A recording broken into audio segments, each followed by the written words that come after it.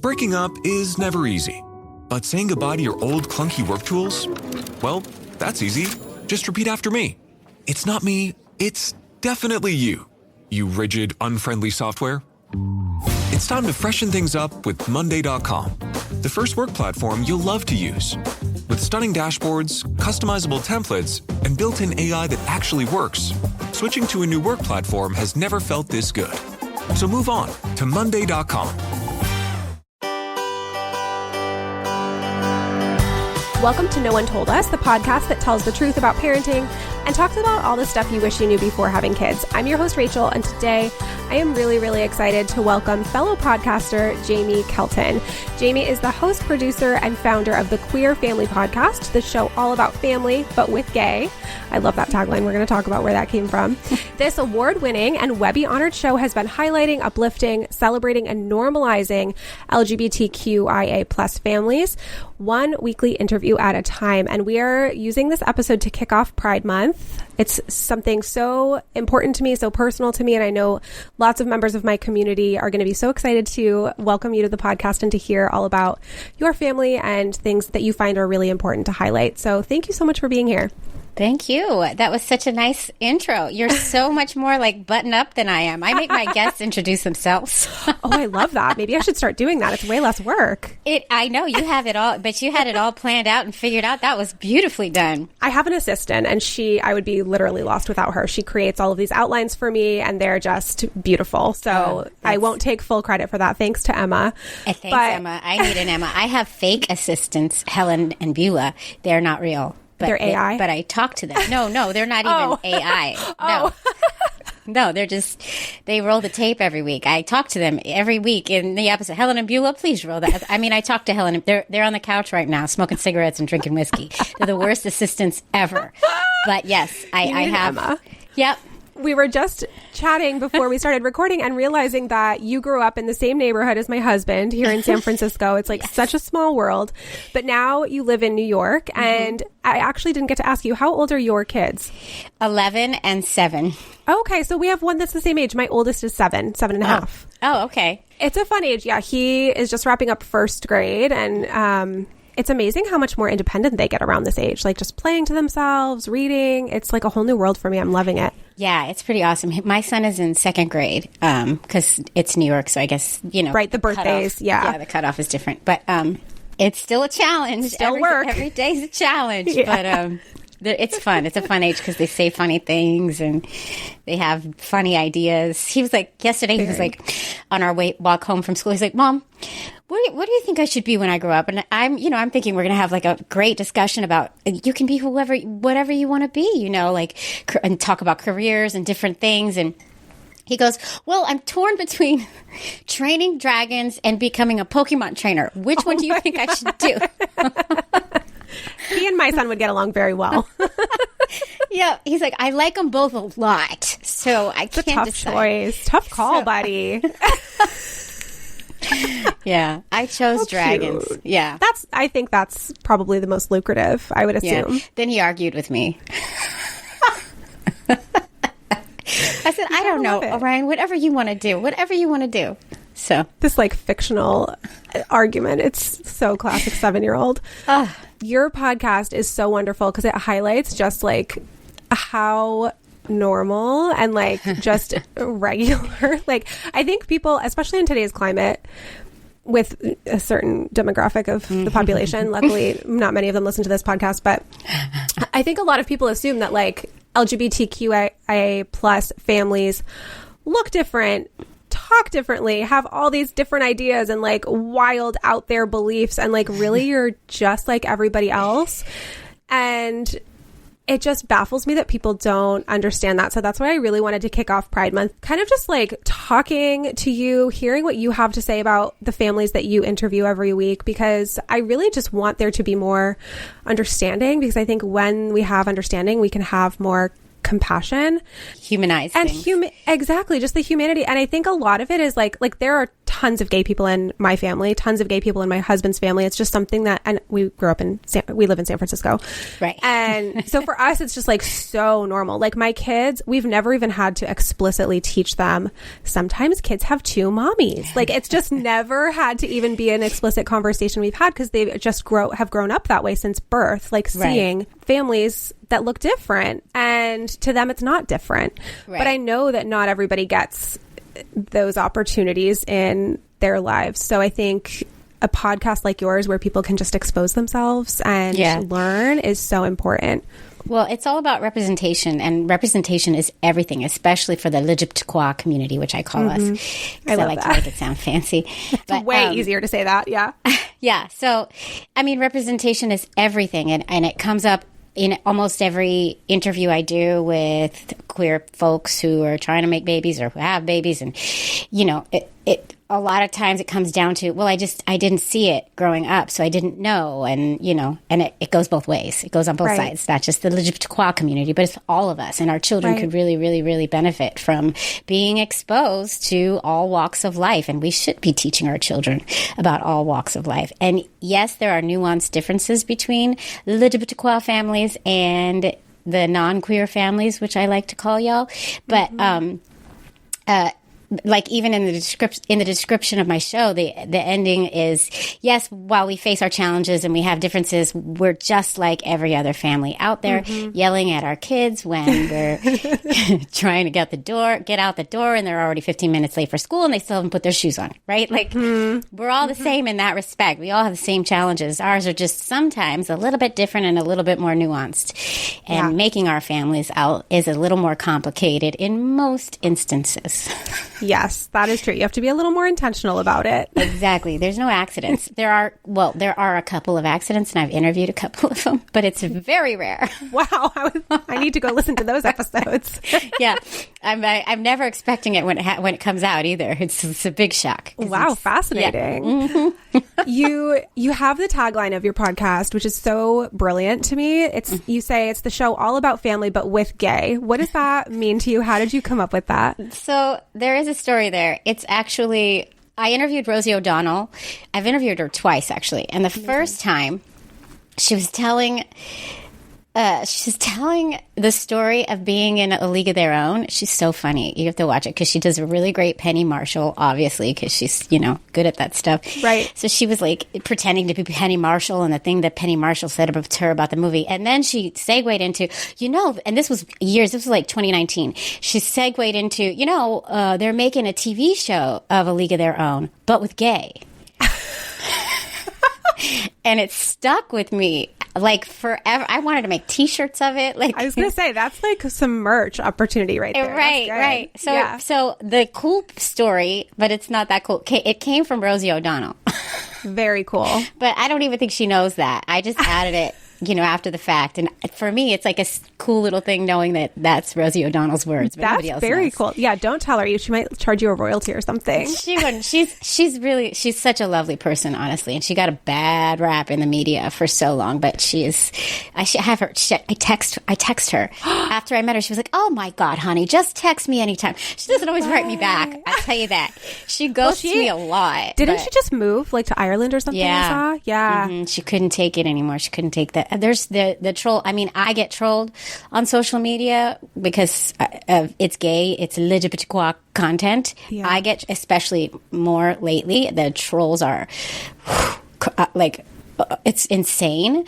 But like, imagine being Rosie O'Donnell. Oh, I know. Just proud. Being so open. Yeah. I mean, I would imagine that these last few months have felt very heavy and unsafe. And because it's not just about who's in charge, but it's like when the base is so emboldened to be so hateful, that affects people in their day-to-day lives. And I think that's what a lot of those voters maybe don't understand. Yeah, it's harmful rhetoric, and it brings the zombies. In my head, I see the zombies coming out of their graves. Like it brings them out. Like. Yeah.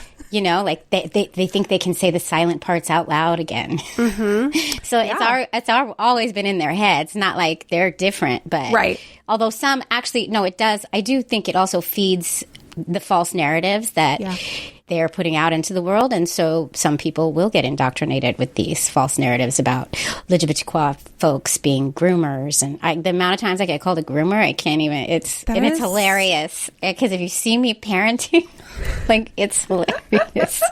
I'm not a groomer. I'm not even close to a groomer. Those people need to look at their churches. That's what they need to do. They sure do. Grooming is the call is coming from inside the house usually with that funny. one. I'm like, a groomer, huh? That's I for the past week I've talked to my daughter about consent every night at dinner. I'm like, of course, such a groomer. Yeah. It's, oh my God, they're so, the part that bothers me the most is that they're just dumb and like none of their arguments are sound logically, and that's like really hard to argue with. It's hard to argue with that. Yeah. No, I used to, and sometimes I just fall into it and I argue, and it's you can't win with ignorance. But no, like, now I just block and delete. But then they come at you and they're like, and they say like, "Oh, you're too much of a coward. You just have to block us." And so then I block and delete. That makes them really mad, though, because what a troll wants is like a reaction at the end of the day. So there's nothing that can make them more mad than just ignoring them.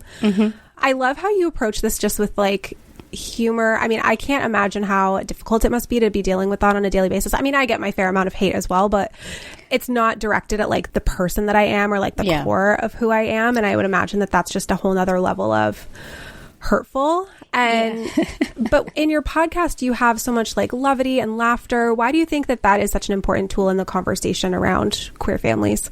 Well, first of all, I think that that's just how I deal with everything, with levity and laughter, and it's the only way I can get through things. And I get bored if there's not a lot of laughter, so there's that. But I think all of us, like, if you're a queer person out in the world, you have to develop a certain amount of resilience. You need a raincoat, and you learn to put that raincoat on early on, you know, and that skill of being resilient just develops over time and gets stronger and stronger the more you face. And I want to be clear, I don't face that much compared to so many folks in the queer community who really face a crazy amounts of hate and danger. I don't. But I get trolled on social media, but I don't, in my everyday life, nobody cares that I'm that gay mom with crazy hair, you know? I don't know. They might say it behind my back, but... No, I bet they were like, oh, I want to be her friend. She's so cool. I don't know about that. Well, you're in New York, which helps. And, you know, living in liberal cities and bluer states, I think is helpful. But again, like there is this harmful rhetoric that just goes online and can get to you no matter where you are. So that resilience, I think, is really inspiring. Do you talk to your kids about this kind of thing? Do you feel like they're too young to hear about this? Have they experienced it? No, they haven't. They've definitely, both my kids have experienced other kids asking, like, how do you have two moms? You know, silly questions. More just like curiosity. And, as they get older, like my daughter, when she was in 5th grade, some kids were being like cheeky about it, goading her. Like, how is that even possible? How does that even work? Like, they know very well how it works. Right. And so she would tell me, and I would give her like one-liners to say back, and I don't know if she did, because I'm always like, you cut them down. Yes. Yeah. Shut it down. Cut it. Because clearly, I know what this kid's intentions are. Of course, when he's asking, but for the most part, no. We have lots of gay families in our school, which is great, and for the most part, everybody's really accepting and nobody cares, and my kids don't face a lot of nothing, you know. Good. They're more interested in, like, as Pokemon and dragons, but like stuff that kids should be worried about and thinking about. That's good. But I talk to, we're an open book, and I talk to my kids about who they are and where they come from on the regular because we kind of have to as queer families. It's obvious that just something was done in order to make this family, and the kids figure that out pretty quickly too.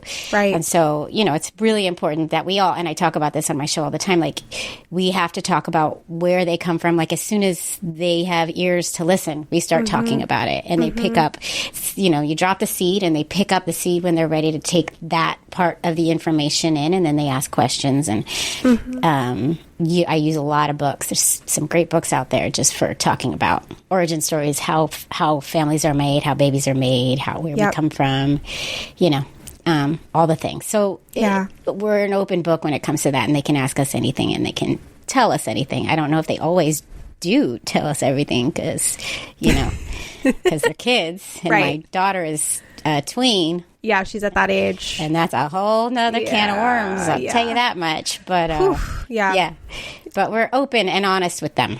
And that's all we can do, really. And loving, obviously. Exactly, yeah. Well, and I was going to ask, too, like, yes, there are so many ways where your family is exactly like mine or like the person down the street. Like, it's just a family. But then there are other ways where the reality is you are navigating things that other families maybe don't have to navigate. So is that like one of the biggest ones you think, or what are some of the other ways? I have funny things that have happened, right? Like we show up in the world, we're always together, two ladies, two kids, walking around as a family. And there was this time when the kids were a lot younger. Must have been like 6 years ago. And there was this doorman we would always pass when we were walking down the street. He was very friendly with us. He was friendly with the kids, and he would always talk to us, and always walking together as a family, right? And then one day I'm walking my daughter home from a basketball something or other, and he's talking, hey, how you doing? Where are you coming from? Oh, we just did basketball. Oh, basketball's good. I used to be a coach. It's really good for the girls, really good. But you've got to be careful, though. You got to be careful, though, because sometimes the basketball will turn them into lesbians. And this is one of the things, like, in many instances, when you don't have kids, you can just, like, I don't need to come out to this doorman man who clearly is blind, but, like, I don't need to come out in that moment. But my daughter's there, right? Yeah. So if my daughter's there, I have to model pride, right? So I'm like, you have that moment in your head, like, oh my God, what am I going to? So I just blurted out right back, oh, that's okay, because I'm a lesbian. And then and then he was so, oh yeah, my wife has a lot of lesbian friends, and, like, okay. And then I had to stand there for like 5 more minutes hearing him like explain himself. Oh God, he must have wanted to crawl into a hole and die. I think he did. Yeah. But like, it's like things like that. Like before kids, I could just ignore stuff. Like if I was in the taxi and the taxi driver said, "You going to meet your boyfriend?" I could just say, "Yep, going to meet my boyfriend. He loves playing football." Like whatever. But like if my kids are there, I have to say, no, going to meet my wife, their other mom, Right. So it's like always there's a lot more awkward moments. Right. Oh my gosh. Yeah, I wouldn't have even thought about that, but that makes so much sense. And it's probably exhausting. You're probably like, please just don't say anything that I have to like defend right now. I'm not in the mood. Yeah. Well, now that my daughter's older though, she'll be like, Mom, just leave it. Okay. Yes, that tracks for a preteen. She's like, please don't say anything to embarrass me. And then I have to say it because then I'm like, no. We are proud. Don't hide yourself, Oh my God, that's so good. All right, we're going to take a quick break and we're going to come back and talk more about your own parenting journey. We'll be right back. Summer is here, and one thing I definitely don't want to be doing and don't have the time to be doing is cooking over a hot stove for hours and hours every single night. That's where Factor comes in. Factor's chef-created, dietitian-approved meals are ready to eat in just 2 minutes, taking the hassle out of eating really well. Factor meals arrive fresh and ready to eat, perfect for any lifestyle for summer and beyond. They've got 45 weekly menu options, and you can pick gourmet tasting meals that fit your summer gains and goals. You can choose from options like Protein Plus, Keto, Calorie Smart, and more, and it'll power you from sunup to sundown because it's so nutritious, filling, and honestly really delicious. We absolutely love our Factor meals. We always get so excited when our box arrives. I don't know how they do it, but everything that we've tried is so yummy. It tastes like you're eating food from a restaurant. Even the steak. I seriously don't know how they make it so tender, but it is delicious. And my husband also always loves the shrimp dishes. So you can get started at factormeals.com/no-one-told-us-50 off and use code no-one-told-us-50 off to get 50% off plus free shipping on your first box. That's code no-one-told-us-50 off at factormeals.com/no-one-told-us-50 off to get 50% off plus free shipping.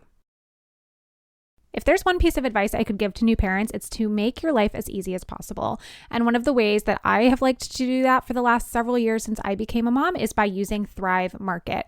Thrive Market is like your favorite health food store, but it's online and it's so much more affordable. And I'm talking premium brands like Primal Kitchen, Siete, Simple Mills. Everything's delivered right to your door and up to 30% less than what you'd pay at traditional stores. Everything that they sell is incredibly high quality and meets really high standards. They ban over 1,000 ingredients. I know lots of people are thinking about things like that right now. You can even filter by diet and preference. So things like gluten-free, low sugar, vegan. So you're not wasting time reading every single label at the grocery stores. I even stock up on some of my wellness favorites and pantry items, toothpaste. I love their diapers. Everything that they have has been so great for our family. I love it because I can get everything my family needs in one place, everything shipped directly to me, so it's one less thing that I have to think about and do throughout the week. You can also skip the junk without overspending if you head to thrivemarket.com/heysleepybaby. You'll get 30% off your first order and a free $60 gift. That's thrivemarket.com/heysleepybaby. thrivemarket.com/heysleepybaby.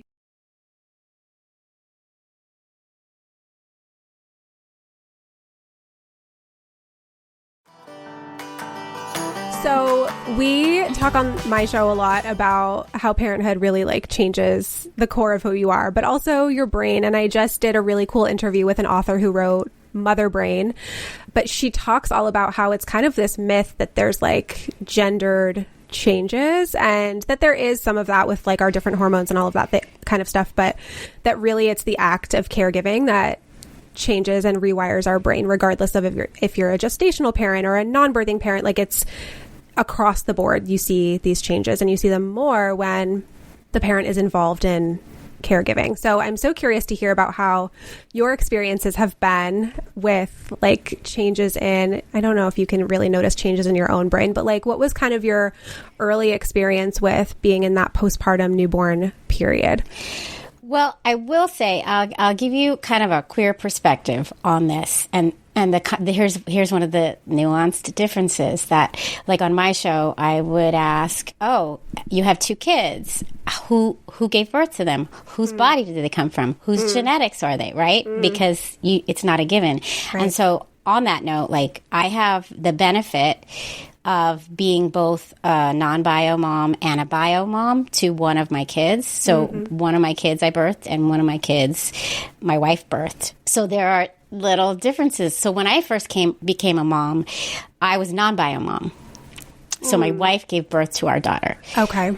And a lot of fears came up for me surrounding this whole like being the non-bio mom. Oh my God, am I going to bond with her? Is she going to bond with me? Like her whole pregnancy, I was a neurotic mess. We don't all get neurotic like me. I realize I am more neurotic than most. Nothing like parenting to realize how neurotic you are. Right, totally. Yeah. So my journey to parenthood was a little bit different, although I'm sure there are many non-queer parents who are also non-bio parents. We all come to parenthood in different ways. Of course. Yeah. But it was riddled with this fear that I wasn't going to bond with the baby because I wasn't giving birth to the baby.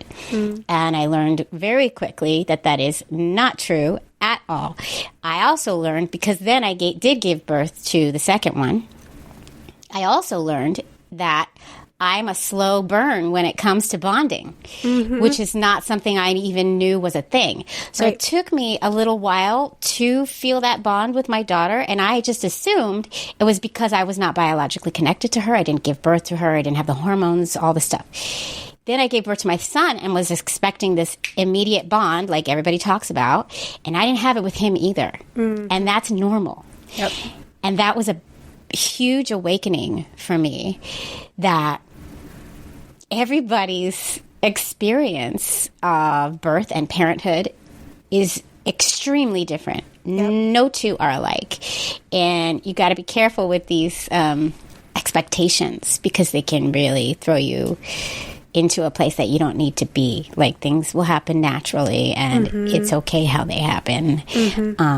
And so that's just a nuanced path to parenthood with a queer perspective thrown in there, I think. Right.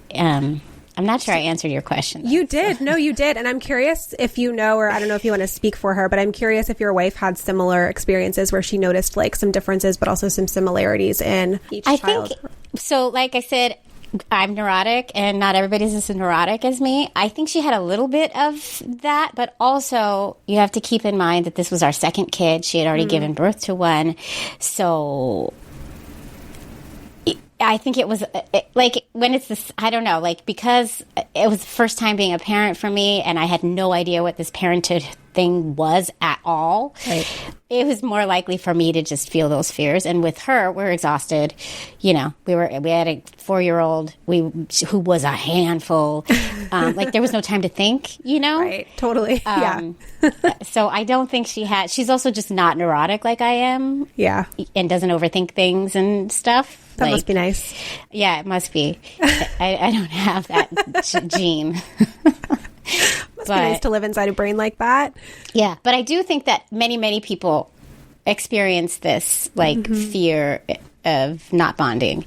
And it's not just only non-bio parents. I know pregnant moms fear this as well. Pregnant people, I should say.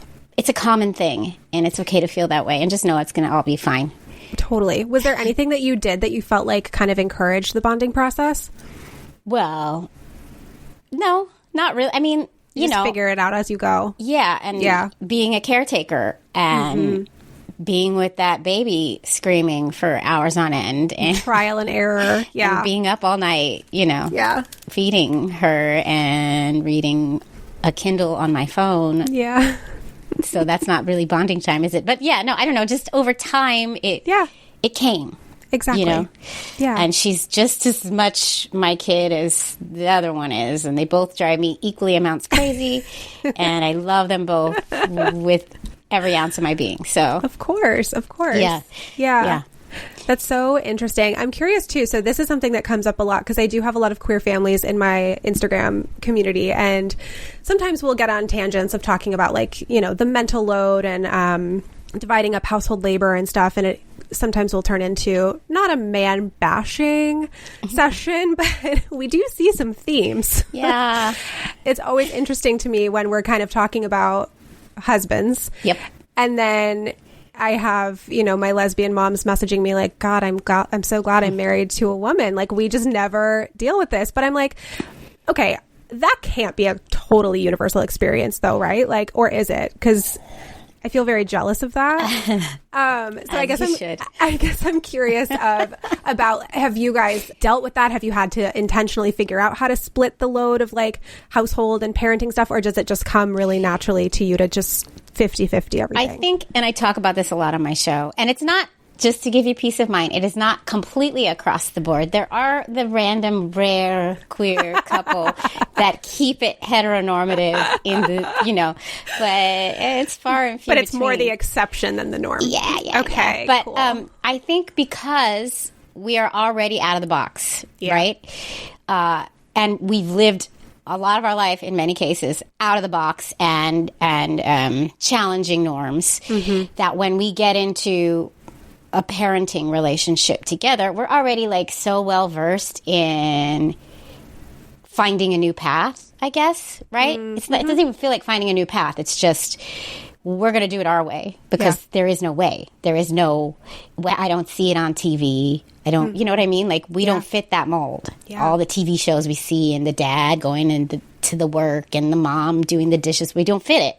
Right. So we just, in many instances, it just comes naturally that we do what the person does better. And that's how it goes, you know? Like, makes sense. Like in my instance, I was neurotic, and I was so scared I wasn't going to bond with the baby in the beginning that I was hell-bent that everything was going to be 50-50. I am doing at least half, if not more, Interesting. than you, because I need to make sure this bond happens, right? So there's that too. We each have that we want to be mommy. That's in my house. Right. And so we kind of, I wouldn't say we compete, but, we've always done everything 50-50. Like, she does one kid at bedtime, I do the other, and then the next night we reverse it, and then the next. So we do that every night. Cute. The person who does the older kid walks the dog, and so it switches. And then there are some things that I do. I do the dinners. She makes the lunches. Right? We are very nope. You play to your strengths. Yes. Yeah. Except she does the laundry because I'm terrible at that. Oh, same. My husband does almost all of the household chores, actually, because I've kind of just figured out how to be bad at things. And that's amazing. See, you're already one step to queer. Good job. I'm almost there. No, I tell him all the time. He'll joke. He'll be like, "Oh my God, I had a dream you cheated on me," or something like that. And I'm like, "Trust me, the last thing I need is another man. If we ever don't work out, I am not getting myself another man. I love you, but I'm good. I'm good." Yeah. We're going to take a quick break. And when we come back, I want to talk a little more about representation. Be right back.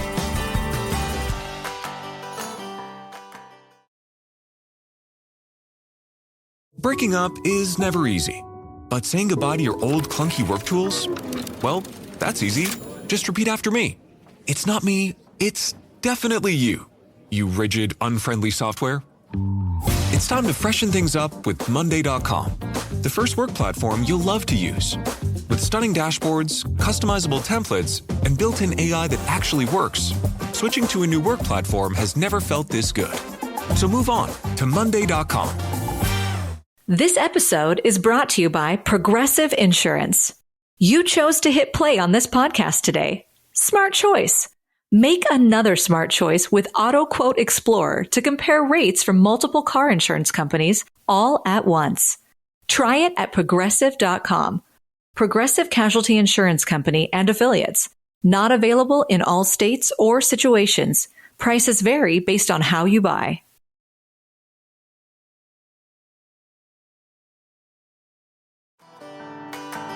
Earlier, Jaimie, you were talking about how important representation is, especially if you are raising your family, raising your kids in areas that maybe aren't as liberal, aren't as accepting, aren't as, welcoming to people from different walks of life and who have different families. So what do you mean by normalize, elevate, and celebrate when you're talking about queer families? And why is that 3-part mission so vital? Well, because normalizing our families is a lifeline, right? Mm-hmm. We are othered so much. Queer people are othered so much, especially the most marginalized in our community, which is really under attack right now, the trans community. Yeah. We are othered more than we are normalized. Mm-hmm. And so my mission is to do everything in my power to normalize us in a celebratory and uplifting way, because it doesn't happen and we don't see ourselves. We don't. If you live in some rural town and there are no queer people in your town, or at least not out. They're there. They're there. Yeah. They're there, but not out. Yeah. You're not going to see it on the billboards. You're not going to see it on your TV. Right. It's just there's a gay side character in some shows, but it's not, it's not on the kids channels, that's for sure. No. There are no gay moms on the kids channels. Mm-hmm. And if there are, they're like bugs. I think Wanda Sykes was a gay mom bug in a cartoon. I only know that because I did a voice. I did a little voice on that cartoon, and the spider had gay moms voice for that. Oh my God! Okay, I need to look that up, because my next question was actually going to be have you seen any shift in media since you've become a parent? I mean, yeah, in adult programming, yes, there are gay shows, or there's more. You got the non-binary character, and Miranda came out on Just Like That, the Sex and the City. There's more. It's still not enough. No. And it's still not normalized every time in an uplifting and an inspiring way. Well, and a lot of times it's kind of just like a trope or it's like a caricature, and it's like they're just adding a gay character to kind of check that box, but it's like them being gay is the storyline instead of them just existing. Right. And there are more things coming out where it's just there happens to be a gay couple in the friend group, right? That is starting to happen. It is. But I want to see a show where it's an all gay friend group, because guess what? My friend group is all lesbians. Right. So I haven't seen that show. No, that would be a great show. The L Word. Right. The OG. Yeah. Yeah. But yeah, so we need more. We need more. But I did just interview this couple who wrote a movie. They're gay dads, and they wrote a movie about them. It's actually one of the, like, their story, and cool. The point of the show is not that they're gay. The point of the show, it turns into a dark thriller, and then it gets really weird and crazy. But it's nice because they're just being a loving couple in the movie, right? And I want to see more of that, not where it's like, well, let me tell Dad I'm gay, and then right, where that's the whole story. Yeah. No, I totally agree. And that's why I would love to hear if you have good recommendations for kids books too, because I know for kids shows it's like not happening at all. But I love when I find a book. We just got one from the library. It's called like The Best Bed for Me, and it has absolutely nothing to do with, some families have two mommies. It's like, it's not one of those heavy-handed type books. It's just a book about this kid going to bed and like pretending to be all these different animals. It's really cute, and the parents just happen to be two moms. And it's like, it's not even mentioned. It's like, it's 0% mentioned. It has nothing to do with the story. It's just in the illustrations. Like, if you read the book, you wouldn't even know. Yeah. But if you look at the pictures, you can see, oh, that's a two-mom family. That's what I love that. There are some books, and more are coming out, but there's one I'm thinking of. It's called Mighty May Won't Cry Today. I can't think of the author. We have it, though, in our bookshelf. And it's about a little girl's first day of school. And she just happens to have two moms, which I is love that. Great. And then there's another one called My Parents Won't Stop Talking. And it's about this little family is walking to the park, but they get sidetracked by the neighbors, and the kid goes crazy in their brain because they have to be patient. It's a really cute book, but it's two moms. Cute. Okay, amazing. So those are two that come to mind off the top of my head. We have so many others. There are so many others that are just amazing. Awesome. A lot of them do mention that, you know, Heather has two moms, and and I think that's okay too. I think there's a place for like that explicit teaching, right? Like, I mean, my kids don't really need that explicit teaching because it's just a part of our everyday life, but for a lot of kids that have those questions about like, why does my friend at school have two dads, or, you know, they might need that more explicit teaching from a book, but it doesn't always have to be like such a huge thing.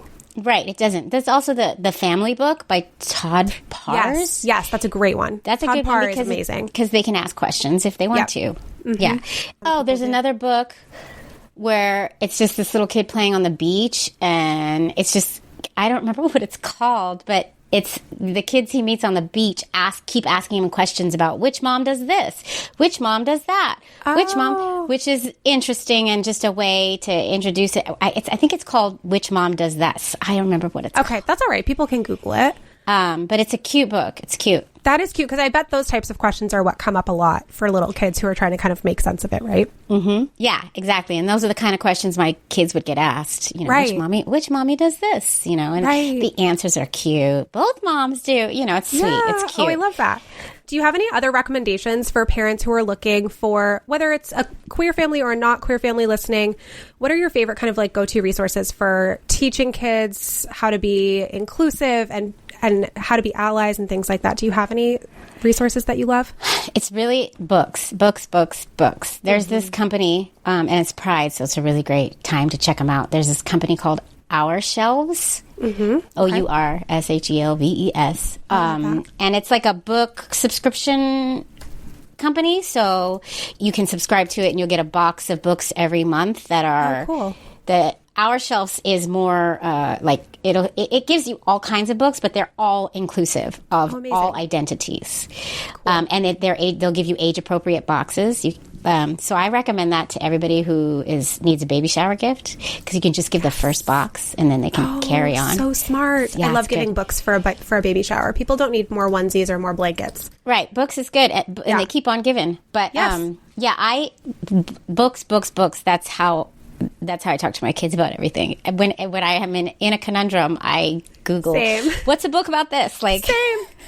like the cell phone thing is happening right now, technology with my 11-year-old. So God. I'm Googling, I'm looking for books, and I look for podcasts too. Like I listen to and watch things that are made by people whose voice is a part of that community. Exactly. Amplify those voices. So Yeah. that brings me to your podcast.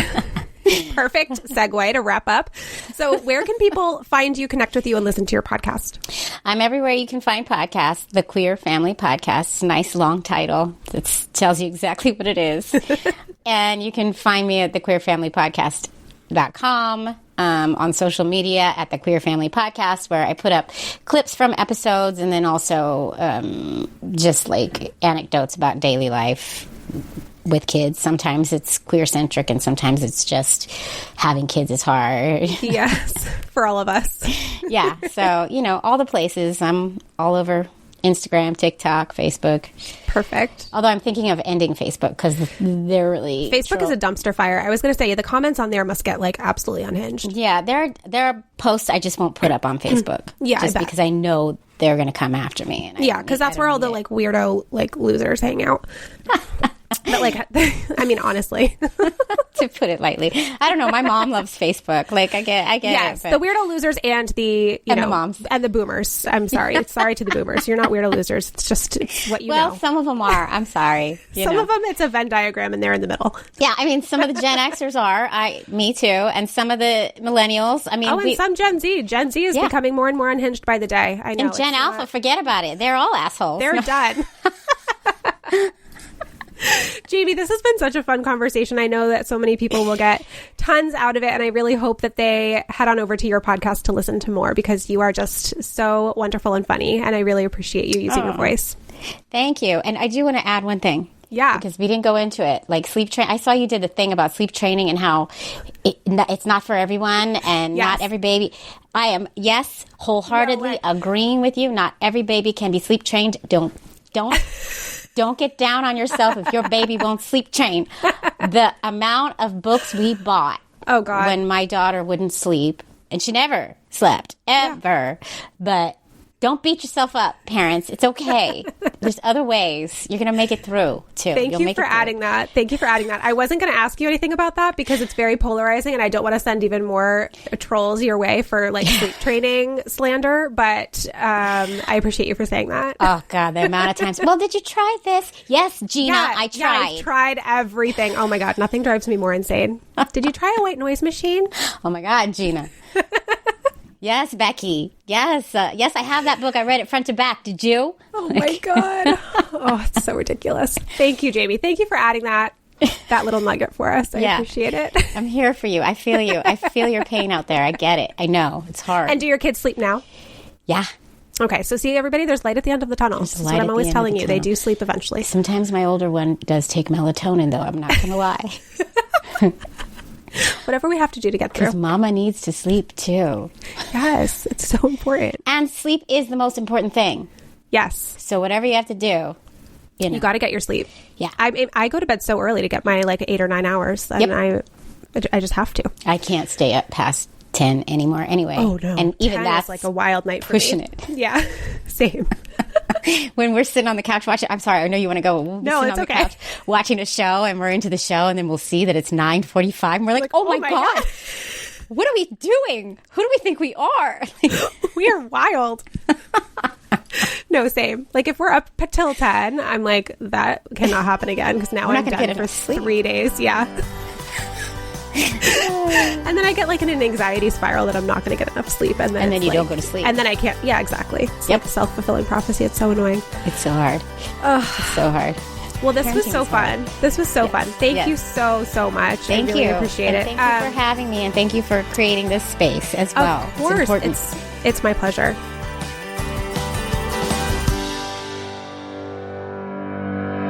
All right, here we go. New Phineas and Ferb is here. We're back, baby. For 104 more days I know what we're gonna do today. of summer vacation. I am ready for summer shenanigans. Let's do it. Oh, yeah. All right. We're gonna bust Phineas Phineas and Ferb once and for all. Are we gonna do this again? New inventions, shenanigans, innators, adventures, and songs. Brand new summer vacation. New Phineas and Ferb starts June 5th on Disney Channel and next day on Disney Plus. On DisneyPlus.Disney.com.